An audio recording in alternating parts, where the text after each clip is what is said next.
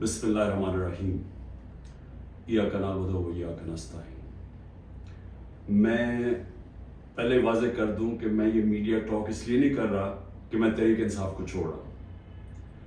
میں media talk اس لیے کر رہا ہوں کہ میں اس وقت چاہتا ہوں میری ساری قوم سمجھے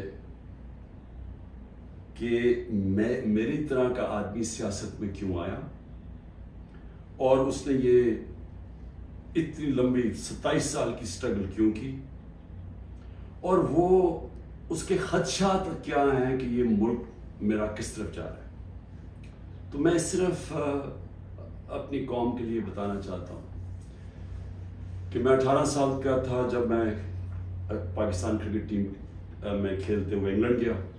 اس کے بعد میں نے وہاں 4 سال پڑھائی کی، اور اس کے بعد میں پروفیشنل کرکٹ کھیلتا تھا گرمیوں میں انگلینڈ میں، اور سردیوں میں پاکستان ہوتا تھا یا پھر دنیا میں کرکٹ ٹور کرتا تھا۔ تو اس ٹائم پہ میں جو برطانیہ کا سارا سسٹم تھا وہ میں پوری طرح سمجھ گیا۔ یونیورسٹی میں بھی میں نے پولیٹکس پڑھی تھی اور پولیٹیکل ہسٹری پڑھی تھی، پولیٹیکل سائنس، تو مجھے وہ پوری طرح سمجھ آ گئی کہ وہاں کا سسٹم کیا ہے، اور پاکستان کا سسٹم مجھے پتا تھا، میں یہاں بڑا ہوا تھا۔ تو میرا جو تجربہ جو اس دوران جو میں نے وہاں ان کے سسٹم کو اندر سے دیکھا، یہ بہت بڑی وجہ میری پولیٹکس میں آنے کی وہ تھی۔ تو میں نے کیا دیکھا؟ میں نے یہ دیکھا کہ اس ملک کی جو سب سے بڑی خوبی یہ تھی کہ وہاں قانون کی حکمرانی تھی، انصاف تھا، رول آف لا تھا، اور میرا سارا جو برطانیہ کے پاکستانی تھے ان سے میری مسلسل ملاقاتیں رہتی تھی، کیونکہ وہ میں کرکٹ کھیلتا تھا، وہ کرکٹ میچ دیکھنے آتے تھے، جب میں میچز کھیلتا تھا جو پاکستانی انگلینڈ کے اندر تھے وہ میچز پہ آتے تھے، تو میرا انٹریکشن تھا ان سے۔ تو میں جو اوورسیز پاکستانی برطانیہ میں خاص طور پہ ان سے پھر میرا بڑا قریب انٹریکشن رہا۔ تو میں اب آپ کو بتانا چاہتا ہوں کہ فائدہ کیا ہوتا ہے جب ایک ملک میں قانون کی حکمرانی ہوتی ہے، انصاف ہوتا ہے۔ وہ شروع ان کی کہانیاں یہ تھیں کہ وہ مزدوری کرنے جاتے تھے، کیونکہ برطانیہ میں مزدوروں کی کمی تھی، تو انہوں نے زیادہ مزدور دنیا میں سے اور ملکوں سے بھی بلائے، جس میں سے پاکستانی بھی گئے، مزدوری شروع کرتے تھے، کیونکہ وہ ایک ایسا ملک جدھر انصاف کا نظام تھا، لیول پلینگ فیلڈ تھی، ان کو وہ پیسہ کماتے تھے، وہ پھر اس پیسے سے چھوٹی سی دکان کھول لیتے تھے، وہ کرتے کرتے وہ معاشرہ ان کو موقع دیتا تھا اوپر آنے کا۔ اور وہ کیوں دیتا تھا؟ کیونکہ جب ایک معاشرے کے اندر انصاف ہوتا ہے وہ آپ کے حقوق کی حفاظت کرتا ہے۔ مطلب یہ ہوتا ہے کہ اگر آپ اپنے ٹیکس دیں، آپ قانون کے بیچ میں رہیں، وہ ملک آپ کو آزاد کر دیتا ہے، آپ جو مرضی کریں، کوئی آپ کو پوچھتا نہیں ہے، کوئی رات کو پولیس نہیں آپ کے گھروں میں گھس جاتی، کوئی رشوت آپ سے نہیں مانگتا، کوئی آپ نے اپنا کام کروانا ہے، پاسپورٹ بنوانا ہے، آئی ڈی کارڈ بنوانا ہے، آپ کو کوئی پیسے نہیں دینے پڑتے آفیسز میں جس طرح رولتے ہیں بیچارے ہمارے لوگ۔ وہاں کوئی تھانے کچہری کی پالیٹکس نہیں ہے کہ بیچارہ غریب آدمی کبھی تھانے میں رول رہا ہے، کبھی کچہریوں میں رول رہا ہے، کبھی پٹواری سے رول رہا ہے، زمینوں پہ قبضے ہو رہے ہیں، اور سارا وقت ان بیچاروں کو سفارشیں چاہیے تھی۔ اس ملک کے اندر سب سے زیادہ جو پولیٹکس میں جو ہمارے ایم این ایز اور ایم پیز ہو، ان کا سب سے زیادہ کام کیا ہوتا ہے؟ لوگوں کی سفارش جا کے گورنمنٹ آفیسز میں جائے۔ وہاں کیوں نہیں ہوتا؟ کیونکہ وہاں انصاف ہے۔ یہ سمجھنا ہے پاکستانیوں آپ نے، انصاف انسانوں کو آزاد کرتا ہے حقوق دے کے، انصاف آپ کو طاقتور سے تحفظ دیتا ہے۔ کوئی بھی آفیشر بیٹھا ہو سرکاری آفس میں، اس کی مجال نہیں ہے آپ کو ذلیل کرنے کی وہاں، کیونکہ وہاں انصاف کا نظام ہے، وہ عدالت میں جا سکتا ہے۔ کوئی اس کی مجال نہیں رشوت مانگنے کی، کیونکہ وہ اس کو عدالت میں جا کے کہہ سکتا ہے اس نے مجھ سے رشوت مانگی۔ کمزور کو طاقتور سے انصاف تحفظ دیتا ہے، اس طرح لوگ آزاد ہوتے ہیں۔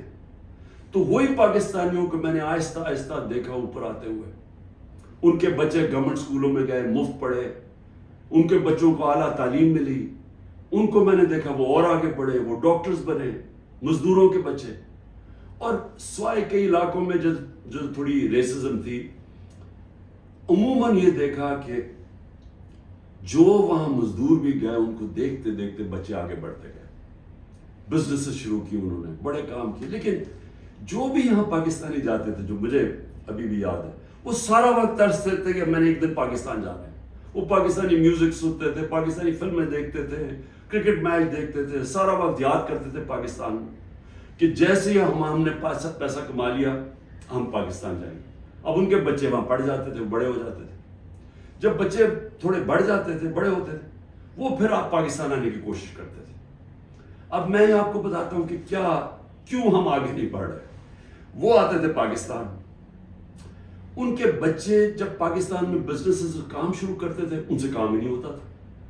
وہ عادی تھے کہ وہ سسٹم میں جائیں، وہاں سسٹم کام کرتا ہے، کام ہو، وہاں آپ کا جائز کام ہو، آپ کو کوئی پیسے نہیں دینے پڑتے، آپ کو فوری کام ہو جاتا ہے، کوئی رکاوٹیں نہیں ہیں. آپ بزنس کھولنا چاہیں، آپ محنت کریں، آپ وہ بزنس کامیاب ہو سکتی ہے، نفع نقصان ہوتا ہے، لیکن کوئی رشوت نہیں مانگتا، کوئی آپ سے آ کے انسپیکٹر نہیں آتا، کوئی یعنی سرکاری آفیشل آپ کو تنگ نہیں کر سکتے. یہاں کی ان کو مشکل پڑ گئی. وہ تھوڑی دیر آتے تھے، کوشش کرتے تھے، تھوڑی دیر کے بعد ملک سے باہر واپس رہ ہی نہیں سکتے تھے. کرپٹ نظام میں ایک وہ نظام جدھر انصاف نہیں ہے، وہ نہیں گزارا کر سکتے تھے. وہ بیچارے ماں باپ واپس چلے جاتے تھے انگلینڈ. کئیوں کو میں جانتا ہوں، انہوں نے پیسہ اکٹھا کیا، محنت کی، 15-20 سال سرمایہ کاری، اتنا سرمایہ اکٹھا کر کے پاکستان آ کے بزنس کھولی. وہ اس نظام میں ان کی بزنس نہیں چلتی تھی، یہاں رشوتیں دینی پڑتی تھی، یہاں ہر سسٹم میرٹ کو اجازت نہیں دیتا آگے بڑھنے کے لیے، کیونکہ انصاف کے لیے. اور وہ یہاں تباہ ہو کے، میں نے دیکھا لوگ یہاں فراڈ ہوئے، ان سے ہر جگہ زمینوں پہ قبضے ہوئے، ان کے گھروں پہ قبضے ہوئے. جب وہ واپس آتے تھے پیچھے قبضہ ہو جاتا تھا. تو ہوتا کیا تھا، وہ سارے پھر واپس چلے جاتے تھے. اور آخر میں یہ ان کو پتا چلا کہ پاکستان میں ہم بزنس نہیں کر سکتے. اب 1 کروڑ پاکستانی ہے. اب یہ ذرا آپ نے سننا ہے، 1 کروڑ پاکستانی باہر بیٹھا ہے. صرف برطانیہ امریکہ میں جو 16,000 پاکستانی امریکن ڈاکٹرز ہیں، 16,000، ان کی نیٹ ورتھ، جو ان کی ٹوٹل ان کی جو دولت ہے، 16,000، 200 ارب ڈالر ہے. 200 ارب ڈالر ان کی نیٹ ورتھ ہے. جو 10 پاکستانی سب سے امیر ہیں اس وقت امریکہ میں، پاکستانی امریکنز، 25 ارب ان کی نیٹ ورتھ ہے، ڈالرز. صرف جو پاکستانیوں کو یہاں سمجھتے ہیں کہ یہاں حالات اچھے نہیں ہیں، جنہوں نے دبئی میں، اس میں حلال کا بھی پیسہ، حرام کا بھی ہے، صرف دبئی میں انہوں نے جو پراپرٹیز لی ہوئی ہیں، 20,000 پاکستانیوں نے، وہ 10.4 ارب ڈالر کی پراپرٹیز لی ہوئی ہیں. ہم 6 ارب کے پیچھے، ڈالر کے پیچھے، IMF کے پیچھے بھاگ رہے ہیں. تو میں یہ صرف آپ کو کیوں بتا رہا ہوں؟ ہمارا ملک، اللہ نے ساری نعمتیں دی ہوئی ہیں اس کو. ایسا ملک دنیا میں نہیں ہے. ہر قسم کی، یعنی 12 موسم ہیں، اوپر سے نیچے جائیں بدل جاتا ہے، ملک بدل جاتا ہے، اس میں ہر کچھ اگ سکتا ہے. زرخیز زمین ہے، اس کو ہم صحیح استعمال نہیں کر پا رہے. لیکن جب تک ہم انصاف کا نظام نہیں ٹھیک کرتے، ہم اس ملک میں اس دلدل میں گھس رہے ہیں.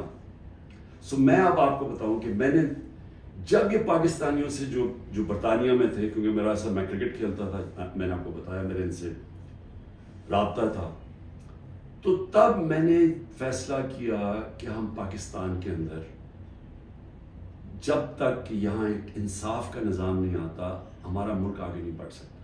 کیونکہ اتنا بڑا سرمایہ کاری ہو سکتی ہے اوورسیز پاکستانی سے، لیکن وہ آتے ہی نہیں ہے پاکستان میں.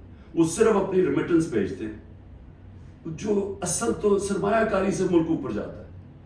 تو میں نے پھر تحریک انصاف بنائی 96 میں، اور اس کا نام تھا انصاف کی تحریک. اس کی نظریہ کیا تھا؟ اسلامی فلاحی ریاست. وہ نظریہ کدھر سے لیا؟ جو قرارداد پاکستان ہے، آبجیکٹو ریزولوشن ہے، جس میں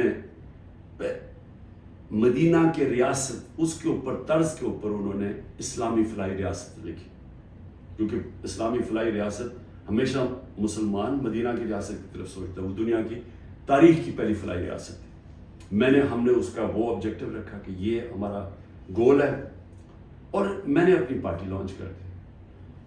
اب میں یہ اس لیے آپ کو بتایا کہ ہمارا جب تک ملک اس چیز کو سمجھتا نہیں ہے کہ ہم نے اس ملک میں قانون کی حکمرانی قائم کرنی ہے، اس کے بغیر پاکستان کا کوئی فیوچر نہیں ہے۔ اگر ہم یہ نہیں سمجھتے تو ہم یہ جو تباہی کی طرف تیزی سے ہمارا ملک جا رہا ہے، ہم نہیں اس کو روک سکتے۔ میرے پاس ابھی اعداد و شمار ہیں جو اس موجودہ حکومت نے پرنٹ کیے ہیں، میں ابھی آپ کو وہ بتاؤں گا کہ 1 سال میں ہوا کیا ملک میں۔ لیکن میں نے ایک اور چیز جو، کیونکہ میرا برطانیہ کو میں اندر سے باہر سے اس کے معاشرے کو جانتا تھا، اور جب میں کرکٹ کے آخری دنوں میں میرا سفر شروع ہو گیا، میرے دین کی طرف بھی، اسلام کی طرف بھی میں نے پڑھنا شروع کر دیا اور میرا سفر شروع ہو گیا، تو میں نے اس نتیجے پہ مجھے پہلی دفعہ سمجھ آئی کہ جو مدینہ کی ریاست جو میرے نبی صلی اللہ علیہ وسلم کی سنت ہے، کیوں اللہ ہمیں حکم کرتا ہے کہ ان کے راستے پہ چلو؟ کیونکہ اللہ نے نبی صلی اللہ علیہ وسلم کو رحمت للعالمین کا خطاب دیا ہوا ہے، سب انسانوں کے لیے رحمت بن کے آئے تھے۔ اس کا مطلب کوئی بھی انسانی معاشرہ اس مدینہ کے ریاست کے اصولوں پہ چلے گا، وہ اوپر آ جائے گا، ادھر خوشحال ہو، اللہ کی برکت آ جائے گی۔ آج آپ صرف یہ دیکھ لیں کہ مدینہ کی ریاست کن اصولوں پہ کھڑی ہوئی تھی؟ سب سے پہلے عدل اور انصاف۔ عدل اور انصاف کا مطلب یہ حقوق، انسانی حقوق، ہر انسان کے جب اس کو حقوق ملتے ہیں وہ آزاد ہو جاتا ہے، اس کو طاقتور سے تحفظ مل جاتا ہے، اور انسانوں کو حقوق دے کے پھر فلاحی ریاست بنائی کہ ایک ریاست میں انسانیت کا نظام، کہ ایک ریاست کمزور کا ذمہ داری لے اپنے کمزور طبقے کی، غریب کی، بیواؤں کی، معذوروں کی، یتیموں کی، بوڑھوں کی پینشنز نکلی مدینہ کی ریاست میں، یہ پہلی دفعہ ہوا تھا۔ تو دونوں آج جن ملکوں میں یہ بنیاد رکھی گئی ہے انصاف پہ، میرٹ پہ، فلاحی ریاست، انسانیت کے اوپر، جدھر تعلیم کے اوپر زور دیا جو میرے نبی صلی اللہ علیہ وسلم نے دیا، وہ سب آگے نکل گئی ہیں۔ آپ ایک ملک دیکھ لیں جو آج خوشحال ہے، وہ سب یہ وہی اصولوں پہ وہ کھڑے ہوئے ہیں، کیونکہ رحمت للعالمین تھے کہ جو ان کی سنت پہ چلے گا اس کو اللہ اس معاشرے کو برکت بخشے گا۔ اب ہم پاکستان پہ آتے ہیں، موجودہ پاکستان پہ دیکھیں جو اس وقت پاکستان میں ہو رہا ہے نا، یہ ہر چیز جس کے لیے، ہر وہ اصول جس کے اوپر پاکستان بنا تھا، آج اس کی نفی ہو رہی ہے۔ بدترین غلامی ہو رہی ہے اس وقت پاکستان کے اندر۔ نہ آزادی نام کی کوئی چیز ہے، کیونکہ حقوق ہی نہیں ہے کسی کے۔ رات کو پولیس گھستی ہے کسی کے گھر میں، سارا گھر توڑ دیتی ہے، اگر وہ جس کو، اور اس کا صرف قصور ہے کہ وہ تحریک انصاف کا، وہ تحریک انصاف کا نہیں ملتا، اس کی بہنوں کو، ان کو تنگ کرتے ہیں، بہنوئوں کو، رشتہ داروں کو، ان کو تنگ کرتے ہیں، ان کو پکڑ کے لے جاتے ہیں، عورتوں کو پکڑ کے لے جاتے ہیں۔ یہ تو ہم سنتے تھے کہ ہٹلر کی جرمنی کے اندر ایسے ہوتا تھا، میں نے تو اس طرح کی چیزیں سنی نہیں کبھی، کہ جس طرح میرے گھر پہ اٹیک ہو، میں اپنا صرف بتا رہا ہوں، بیوی اکیلی بیٹھی ہے، 40 پولیس والے گھس گئے، سارا توڑ پھوڑ کے لوٹ کے چلے گئے گھر، نوکروں کو مارا، جو بچا ہنسام آئے ان کو اٹھا کے لے گئے اور مارا یا بری طرح۔ کس قانون کے تحت؟ تو یہاں تو مکمل طور پہ جنگل کا قانون نافذ ہو گیا، یہاں تو بنیادی حقوق ہی ختم ہو گئے ہیں۔ آج آئین کچھ کہتا ہے، کہاں آئین اجازت دیتا ہے کہ ایک ہوتا ہے کور کمانڈر کا گھر جلایا جاتا ہے۔ مجھے پہلی دفعہ پتہ چلتا ہے جب میں 4 دن کے بعد نکلتا ہوں، مجھے چیف جسٹس صاحب سپریم کورٹ کے کہتے ہیں، ادھر ہی میں مذمت کرتا ہوں۔ کون نہیں مذمت کرے گا؟ اب جس کو پکڑتے ہیں وہ آگے بیٹھتے ہیں، جی میں پی ٹی آئی چھوڑو، میں جی فوج کے ساتھ ہوں اور میں بڑی مذمت کرتا ہوں 9 مئی کو، تو کون نہیں کرتا؟ ہم نے کبھی کہا کہ ہم نے مذمت نہیں کی؟ کوئی چاہے گا اپنے ملک کے آپ اپنی فوج کے خلاف کوئی کاروائی کریں یا اپنی فوج کو بدنام کوئی چاہے گا، کیونکہ جب آپ کی فوج کمزور ہوتی ہے ملک کمزور ہو جاتا ہے. لیکن یہاں تو ایک عجیب ہی ماحول بنا دیا گیا ہے. وہ کور کمانڈر کا انویسٹیگیٹ کیے بغیر، یہ پتہ ہی نہیں ابھی تک کہ کس نے کیا کیا، اس کے انویسٹیگیٹ کیے بغیر پورا پاکستان میں تحریک انصاف کے اوپر کریک ڈاؤن ہو گیا. اچھا جی کتنی جگہ چلی تھی مجھے تو یہ بھی نہیں پتا، کور کمانڈر کا تو ہمیں پتا ہے، اور گاڑیاں کو ہمیں خود، ہمارے پاس تصویریں ہیں کہ پولیس خود گاڑیاں چلا رہی ہے کہ ہمارے سامنے. وہ ریڈیو پاکستان پشاور کیسے جل گیا؟ وہ مظاہرہ تو کہیں اور ہو رہا تھا، وہ ایک دم وہ جل گیا. کوئی تحقیقات کیے بغیر اس کا بہانہ لے کے، جس طرح ہٹلر نے اپنے مخالفین کمیونسٹ کو ختم کیا تھا 1933 میں جرمنی میں، جس طرح سہارتو نے انڈونیشیا کے کمیونسٹ کو ختم کیا تھا کہ جنہوں نے ہمارے کوئی آرمی آفیسرز کو قتل کیا، ان کو ساروں کے اوپر حلہ دیا، دھاوا بول دیا، جو آج ہوا ہے. تحریک انصاف جدھر ملتی ہے، بھئی کراچی والوں کا کیا کور کمانڈر سے تھا، باقی پاکستان میں تھا، چلے لاہور میں ہم مانا سے ہو گیا، وہ اس پہ بھی تحقیقات کے بغیر اچھا چلیے آپ کو بڑا غصہ ہے تو باقی جگہ کیوں پکڑ رہے ہیں؟ ساری جگہ کوئی تحریک انصاف کا سپورٹر ہو، رشتہ دار ہو، جانا ہو، کوئی کسی نے ٹویٹ کی ہو، ان کو پکڑ کے جیلوں میں ڈال رہے ہیں. 10,000 لوگوں کو پکڑ کے جیل میں ڈال دیا. اور اب یہ جبری طلاقیں ہو رہی ہیں، وہ آتے ہیں بیٹھتے ہیں، جی میں دیکھیں جی میں تو بڑا فوج کے ساتھ ہوں، میں تو بڑا یہ 9 میں جو ہوا بہت برا ہوا اور میں تو تحریک انصاف چھوڑوں. تو یہ اس سے سمجھا جا رہا ہے کہ یہ پارٹی کمزور ہو رہی ہے، عمران خان اکیلا رہ گیا. دیکھیں میں سارے جو آج آپ بیٹھے ہیں نا، جو فیصلے کر رہے ہیں اس ملک، میری بڑی غور سے بات سنیں. میں یہ جو آپ کے سامنے آیا ہوں، یہ کبھی جب میں کوشش کرتا ہوں کہ ڈائلاگ کی بات کرو، ہمارے سے کوئی بات چیت تو کر لے، ہم یہ بات کر کے مسئلے حل کر دیں، جس دن میں یہ کرتا ہوں اگلے دن اور سختی شروع ہو جاتی ہے، 2-3 اور FIR کاٹ دیتے ہیں، گھر میں آ جاتی ہے پولیس، کیونکہ سمجھتے یعنی کوئی ایک عجیب ذہن بیٹھے ہوئے، وہ سمجھتے ہیں کہ جو ڈائلاگ کرنا چاہ رہا ہو وہ اب اس کے گھٹنے کانپنے شروع ہو گئے ہیں، تو اس لیے آ کے اس کے اوپر تھوڑی اور سختی کرو تو بالکل بیٹھ جائے گا. دیکھیں یہ تو ہونے نہیں لگا. میں پھر سے آپ کو کہہ دوں کہ جب تک میرے میں سانس ہے، میں اس ملک کی حقیقی آزادی کے لیے تب تک پوری جدوجہد کرتا رہوں گا جب تک میں زندہ ہوں. لیکن مجھے اس وقت پاکستان کا خطرہ ہے، مجھے اپنی ملک کی فکر پڑ گئی ہے، اور جو لوگ مل کے یہ سب کچھ کر رہے ہیں ان کو ملک کی فکر کیوں نہیں ہے؟ کیوں آج ہم مجھے یا نہیں؟ 308 روپے کا ہو گیا ڈالر اوپن مارکیٹ میں. جب ڈالر 308 روپے کا اوپن مارکیٹ میں ہو جائے تو خطرے کی گھنٹیاں بج جانی چاہیے کہ اب جا رہا ہے پاکستان اس جس کو ہائپر انفلیشن کہتے ہیں، یہ اس مہنگائی کی طرف جا رہا ہے، سارا بزنس ٹھپ، انڈسٹری ٹھپ. ابھی میں آپ کو اس حکومت کے اعداد و شمار بتاؤں گا. تو ان کو کیوں نہیں فکر، یہ PDM والوں کو؟ ان کے پیسے باہر پڑے ہیں، ان کا اربوں ڈالر اس ملک سے باہر پڑا ہے، ان کو کوئی فرق نہیں پڑ رہا کہ اس ملک کے اندر لوگوں کی $130 کم ہو. 130 روپیہ گرا ہے ڈالر کے مقابلے میں صرف جب سے ہم گئے. تو ان کو نہیں فکر پڑ رہی. وہاں لندن میں بیٹھ کے عاشیاں، بڑے بڑی گاڑیاں، بڑے بڑے ریسٹورنٹس میں بیٹھے ہوئے ہیں، شاپنگ ہو رہی ہے ہیرڈز میں، کیونکہ ڈالرز میں یا چوری کر کے پیسہ وہاں لے گئے. فکر ہر اس پاکستانی کو ہونی چاہیے جس کا جینا مرنا پاکستان میں ہے. میرے عمران خان کو جی ECL پہ ڈال دیا، شکر کو میں تو آپ کا شکریہ ادا کرتا ہوں. میں تو جانا ہی نہیں چاہتا ملک سے باہر، کیونکہ میں نے کوئی باہر میرے پیسے بینک اکاؤنٹس کچھ نہیں پڑے ہوئے، مجھے تو یہ ملک سے پیار ہے.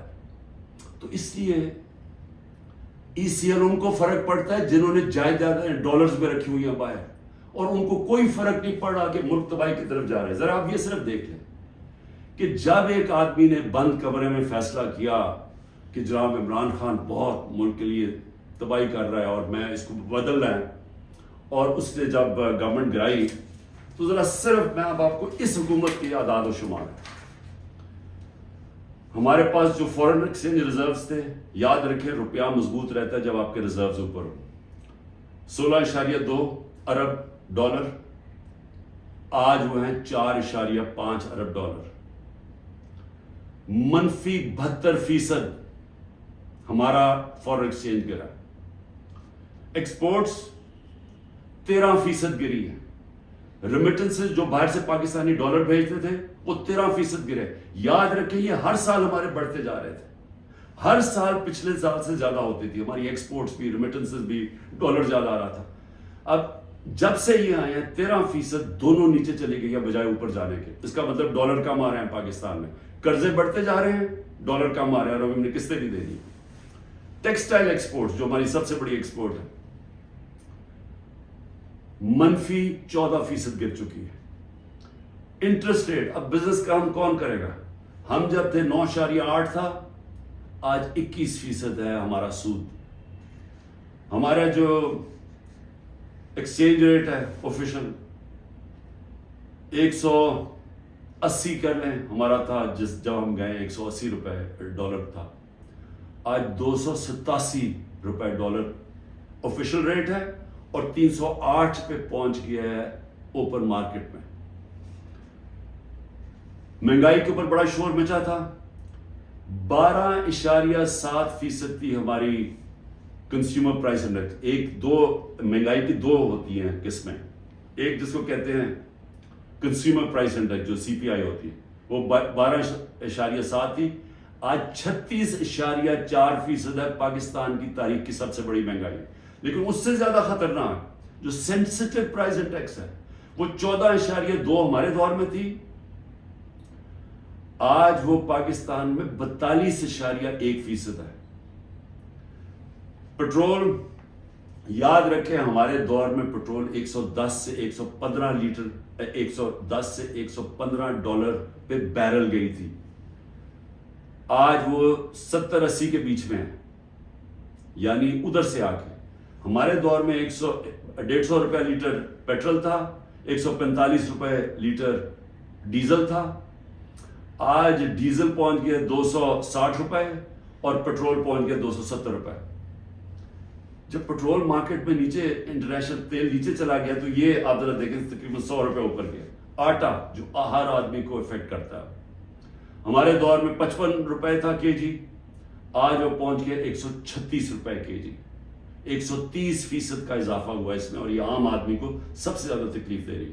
چاول 103 روپے کے جی تھا، آج 202 روپے کے جی ہے، 95% ہمارا چاول کی قیمت بڑھی ہے، یہ بھی عام آدمی کا۔ گھی، انٹرنیشنل مارکیٹ میں جو پام آئل ہم امپورٹ کرتے ہیں وہ آدھا ہو گیا ہے، آج ہمارے دور میں 468 روپے کے جی تھا، آج 603 روپے کے جی ہے، جبکہ آدھا ہو گیا انٹرنیشنل مارکیٹ میں۔ اور دودھ 170 روپے لیٹر تھا، آج 170 روپے لیٹر۔ میں اور بھی آپ کو بتا دوں کہ جس سے آپ کی دولت میں اضافہ ہوتا ہے، ہماری جو گروتھ ریٹ تھی، یعنی جس ریٹ پہ ہماری دولت میں اضافہ ہو رہا تھا، جس کو جی ڈی پی کہتے ہیں، جی ڈی پی میں اضافہ، وہ 6.1% تھی، آج وہ چلی گئی ہے منفی 0.2%، 0.2% پہ چلی گئی۔ انڈسٹریز، ہماری اوور آل انڈسٹری 6.8% پہ بڑھ رہی تھی، آج وہ -2.9% پہ چلی گئی۔ یعنی جس سے آپ کے ملک میں دولت بنتی ہے، جس سے آپ ٹیکسز بڑھتے ہیں، جس سے آپ روزگار دیتے ہیں، وہ انڈسٹری جو زیادہ تر انڈسٹریز وہ -2.9 پہ پہنچ گئی ہیں، اور جو لارج اسکیل مینوفیکچرنگ ہے جس سے سب سے زیادہ دولت میں اضافہ ہوتا ہے، وہ ہمارے دور میں 11.9% پہ بڑھ رہی تھی، وہ آج -7.9% پہ چلی گئی، تقریباً 8% منفی پہ چلی گئی۔ جو کنسٹرکشن ہے جس سے سب سے زیادہ نوکریاں ملتی ہیں، وہ 1.9% پہ بڑھ رہا تھا ہمارے دور پہ، آج وہ -5.5% پہ چلی گئی۔ اور پھر کاٹن، کیونکہ ہمارا سب سے زیادہ جو کپڑا بناتے ہیں ہم، اس سے ہمارا اضافہ بھی ہوتا ہے، نوکریاں بھی ملتی ہیں، ایکسپورٹس بھی بڑھتی ہیں، وہ 9.2% پہ بڑھ رہی تھی، آج وہ -23% پہ پہنچ گئی ہے، یعنی کہ بند ہو رہی ہے انڈسٹری. میں یہ آپ کو یہ صرف فگر اس لیے دے رہا ہوں، اور جو بھی ہمارے اس ملک میں فیصلے کر رہے ہیں میں اس لیے آپ کو کہہ رہا ہوں کہ یہ ملک تباہی کی طرف جا رہا ہے. ان کے پاس کوئی روڈ میپ نہیں ہے. جتنا ٹائم دے رہے ہیں یہ ملک نیچے جاتا جا رہا ہے. جن لوگوں کے پاس ڈالرز میں باہر پیسے نہیں رکھے ہوئے ان سب کے لیے تباہی آئی ہوئی ہے. سارا تنخواہ دار طبقہ آج تکلیف میں ہے. جس کے پاس سیلریز ہیں ان کا اگر 100 روپیہ سال پہلے اگر 100 روپیہ چیزیں خریدا تھا وہ 50 روپے رہ گئے. تو یہ تو ایک عذاب آنے والا ہے. اور ابھی یہ جو روپیہ گر رہا ہے کیونکہ ان کے پاس جب آپ کیسے آپ نے قرضے دینے آپ اگلے مہینے قرضوں کی قسطیں دینی ہے. جب آپ کی دولت میں اضافہ نہیں ہو رہا، جب ڈالرز ہی نہیں بڑھ رہا ہے، جب آپ کی انڈسٹری بند ہو رہی ہے، جب آج کسانوں کے پاس وہ پیسہ ہی نہیں رہا کیونکہ وہ اتنی مہنگائی ہو گئی ہے کہ اس کے پاس پیسہ نہیں بچتا اپنی زمین پہ لگانے کے لیے، تو وہ اس کی ظاہر ہے اس کی پیداوار گرنی شروع ہو جائے گی. تو ہم نے کدھر سے قرضے واپس کرنے؟ ہم آج پاکستان میں ہمیں یہ سمجھنا چاہیے کہ ہم اگر اس وقت اس کو ہم ٹھیک نہیں کرتے یہ سب کے ہاتھ سے نکلنے والی ہے. دیکھیں معاشرہ کنٹرول سے باہر بھی نکل جاتا ہے. سری لنکا میں اس سے کم حالات تھے جبکہ لوگ سڑکوں کے اوپر آ گئے. ابھی تک لوگ سڑکوں پہ کیوں نہیں آ رہے؟ کیونکہ انہوں نے الیکشن پہ کی امید لگائی ہوئی ہے کہ ہم جو ہمارے سے ہوا ہے وہ اندر گھروں میں بیٹھ کے تپے ہوئے ہیں کہ جب الیکشن آئے گا تو ہم ان کو سبق سکھائیں گے. تو یہاں تو الیکشن کروانے کا کوئی پلان ہی نہیں ہے. یہاں تو الیکشن کا تب پلان ہے جب عمران خان کو کرش کیا جائے گا، اور وہ کرش کیا جا رہا ہے. یعنی یہ جو ہمارے اوپر جس طرح کا جبر ہو رہا ہے اور جس طرح کا یہ ظلم ہو رہا ہے تو یہ تو کبھی ہوا ہی نہیں ہے پاکستان میں کسی پارٹی سے. اور یہ اس کے پیچھے یہ سوچ ہے کہ جب یہ کرش ہو جائے گی پارٹی تب ہم الیکشن کروا دیں گے. دیکھیں کیونکہ میں بڑا ہوں، میں نے ایسٹ پاکستان مجھے یاد ہے. میں بار بار لوگوں کو بتاتا ہوں کہ آخری فلائٹ میری آئی تھی ڈھاکہ سے، میں انڈر 19 کا میچ کھیلنے گیا تھا. اس کے بعد آپریشن شروع ہو گیا تھا اپریل 71 میں. دیکھیں ہوا کیا تھا اس پاکستان میں، اس پھر سے یاد رکھیں، تاریخ سے سیکھنا چاہیے. ذوالفقار علی بھٹو نے 81 سیٹیں جیتی پاکستان میں 138 میں سے، اور کہا تھا ذوالفقار علی بھٹو کا انقلاب آ گیا تھا، اور واقعی انقلاب تھا، روٹی کپڑا مکان کا انقلاب آیا تھا. لیکن 138 میں سے ذوالفقار علی بھٹو نے 81 سیٹیں جیتی، اور اس نے جو نعرہ تھا کہ میں پہلی دفعہ عوام کا نام، یا پہلے تو عوام کا نام ہمیں پتہ نہیں عوام کیا ہوتی ہے کیونکہ پہلے تو اور قسم کی سیاست تھی، تو اس نے ایک ذہنوں میں انقلاب لے کے پہلی دفعہ عوام کی بات کی. لیکن مجیب الرحمان 162 سیٹیں تھی ایسٹ پاکستان میں، اس نے 160 جیتی، صرف 2 سیٹیں ہاری اس نے. تو وہ کیا کہہ رہا تھا؟ وہ انصاف کہہ رہا تھا کہ ہمارے سے انصاف نہیں ہو رہا، ہمارے حقوق نہیں مل رہے، ایسٹ پاکستان کو کالونی کی طرح رکھا جا رہا ہے، ہمیں سیکنڈ کلاس شہریوں کی طرح رکھا جا رہا ہے. اور وہ انصاف مانگ رہا تھا، حقوق مانگ رہا تھا، وہ آزادی نہیں مانگ رہا تھا. جب ہم نے آپریشن شروع کیا تو وہ پھر حقوق سے آزادی کی طرف چلا گیا، وہ بات کرنے کے لیے بھی تیار تھا. اور مجھے ابھی بھی یاد ہے جب ہمارا ملک ٹوٹا تھا، میں انگلینڈ میں تھا، پڑھ رہا تھا، تو جو دھچکا ہم سب کو لگا تھا، یعنی ہم ہل کے رہ گئے تھے. پھر لوگوں نے اپنے دل بلائے، نہیں جی اس پاکستان تو بڑا غریب ملک تھا، ہمارے اوپر بوجھ تھا، وہاں سائیکلون آتا تھا تو ہمیں ان کو پیسے دینے پڑتے تھے، اس طرح کی باتیں کی. آج بنگلہ دیش ہمارے سے آگے نکل گیا ہے. اور میں آج آپ کو یہ بتا دوں کہ یہ جو ایسٹ پاکستان سے سبق سیکھنا ہے وہ یہ کہ جب ایک قوم آزادی کا فیصلہ کر لے اور اپنے حقوق کے لیے، حقوق کا ہوتا کیا ہے؟ آپ کو انصاف ملتا ہے، انصاف آپ کو حقوق دیتے ہیں، حقوق آپ کو طاقتور سے کمزور کی تحفظ دیتا ہے. جب تحفظ ملتا ہے وہ آزاد ہو جاتا ہے، اس کو لیول پلینگ فیلڈ مل جاتی ہے، اس ملک میں خوشحالی آ جاتی ہے. کیونکہ وہ پھر زیادہ تر بڑی بزنسز تو نہیں ہیں پاکستان میں، جو میں بتا رہا ہوں ओवरसीज पाकिस्तानी क्यों नहीं आता? वो ज्यादातर छोटी बिजनेस है। छोटी बिजनेस पाकिस्तान में चल नहीं सकती क्योंकि उनके पास इतनी ताकत नहीं होती रिश्वत देने की, उनके पास इतना टाइम नहीं होता कि वो ऑफिसेज के चक्कर लगाएं, वहां उनको वो डिले सिर्फ इसलिए करें जब तक आप रिश्वत नहीं देते, तो वो चले जाते हैं वापस। तो छोटी बिजनेस जो स्मॉल और मीडियम सनत होती है वो एक रीढ़ की हड्डी होती है मुल्क की। असल तो रोजगार वो देता है, सारी दुनिया में स्मॉल और मीडियम इंडस्ट्री देती है, यहां वो चलने नहीं देते क्योंकि यहां एक सिस्टम बड़ा करप्ट है, क्योंकि यहां इंसाफ नहीं है। तो जो मैं आज आपको कहने की कोशिश कर रहा हूं कि इंसाफ जब एक लोगों के दिलों में चला जाता है कि हमें इंसाफ चाहिए, हमें हुकूक चाहिए, हमें आजादी चाहिए, फिर आप उनके ऊपर जो मर्जी करें, मिलिट्री ऑपरेशन भी, वो फिर बीज दिल से नहीं निकलता। क्योंकि जो अल्लाह ने हमारे अंदर ये पैदा किया हुआ है आज़ादी का, ये जो आज़ादी का बीज है, ये इंसाफ और आज़ादी साथ साथ जाते हैं, ये अंदर है हमारे। और उसने जब ला इलाहा इल्लल्लाह कहता है, हम उससे वादा करते हैं, वो हमें आज़ाद करना चाहता है अल्लाह, क्योंकि सिर्फ आज़ाद लोग ऊपर जा सकते हैं। तो जब लोगों का दिल में आज़ादी का जज्बा आ जाता है, वो फिर ये जबरी तलाकों से, ये पकड़ धकड़ करके, ये मार पीट के, ये खौफ करके, इससे ये जाता नहीं है। फिर ये नफरतें बढ़ जाती हैं, ये और ज्यादा गुस्सा बढ़ जाता है, ये कहीं जाने नहीं लगा। ये जो मर्जी आप करें कि हर रोज बैठ के जी मुझे तो फौज से बड़ा प्यार है और 9 मई को बड़ा बुरा किया गया, मैं छोड़ा पार्टी। तो क्या इससे पार्टी, क्या लोग बेवकूफ हैं? क्या लोगों को नहीं समझ आ रही क्या हो रहा है? तो मैं आखिर में ये कहना चाहता हूं, देखिए ये पाकिस्तान की इस वक्त जंग है, ये तहरीक इंसाफ को खत्म करते करते पाकिस्तान को तबाह ना करें। ये अगर इस वक्त हमने स्टेप्स ना लिए, कदम ना उठाया, ये उधर चला जाएगा, कोई भी नहीं कुछ कर सकेगा। सारा तनख्वाहदार तबका थोड़ी देर में खड़ा हो जाएगा।